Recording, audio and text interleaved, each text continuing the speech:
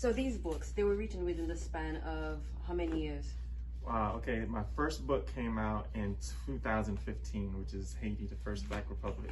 Okay. And my last book that I published is this one, Heroes of the Haitian Revolution, which came out January 1st, 2023. So I guess the span of, I would say 8 years. 8 years. Now, I'm particularly interested, of course, in this book, and we are still in March, which is Women's History Month. What was the inspiration behind this book in particular? Wow, Sheroes. The inspiration came from an all-women's university in Washington, D.C. That contacted me to do a presentation on Haitian history for their Haitian cultural event. Okay. But it was an all-women's school, so they asked me to if there were any women in Haitian history that I could talk about. And I was like, yeah, of course, there's plenty. Yeah. So I did some research and I did a presentation of 8 women, and it went over very well. And it was suggested to me to make that my next book. And I was like, okay, great, I could do that. So in the middle of writing it, I was like, you know what? I need to contact the person who taught me about these women, who was Professor Bayina Bello. Okay. So Professor Bayina Bello is actually the author, and Kervin Andre is the illustrator, and it came through my publishing company, Thoroughbred Books. Wonderful. So I'm going to ask you a very controversial question. Okay. Which one of these is your favorite, or touched you the most in getting it prepared and published? Yeah, that is a very controversial question. That's like choosing kids, right? But I think the one that still resonates with me, the story that still resonates with me is Makandal.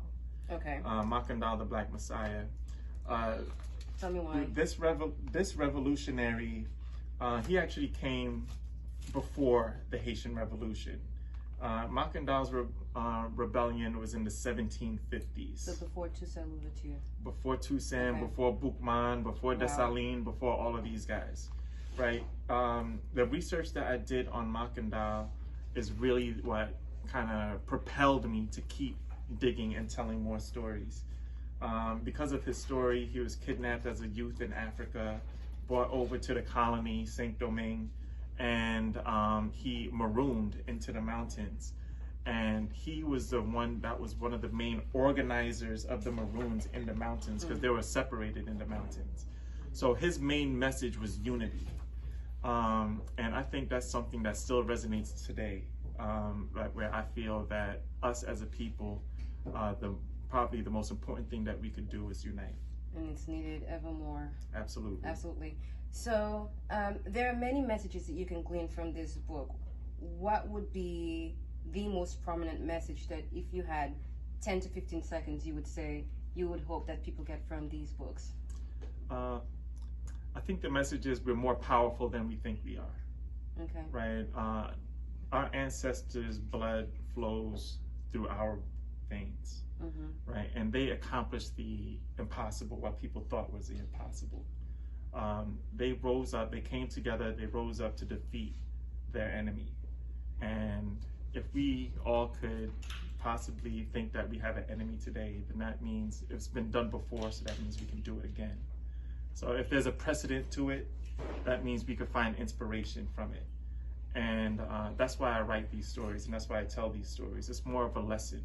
Okay. Of, look what we did before, and if we really wanted to, we can do it again. History informs the present and the future. Absolutely. This collection of books can be for any population, any subgroup. But if you had to pick who you wish would be most impacted by this, I would say the youth. The youth. The first grader, second grader of African descent, and it doesn't matter if they're born here or born anywhere, across the diaspora. Anywhere around the world, right? Because I think the image of Black people around the world suffers because we don't control our own narrative. Sure. Right? There's the mass media would portray us to be something that we're less than, right? Yeah. So, but like I said before, we're more powerful than we think we are.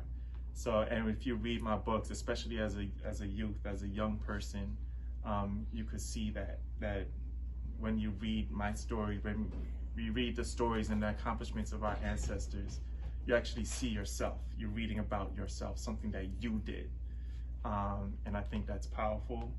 And I just, hope that that's the message that's coming across. So, last question: what are your next steps? I think everyone wants to know. What's next? Man, I have a lot of different. I'm gonna keep writing. Mm-hmm. I have 3 more books in the works, and I'm gonna go into different mediums, probably like graphic novels. What's your moonshot? What's the ultimate big dream? The ultimate big dream, just to have a collection of books that tell all of our stories. Okay.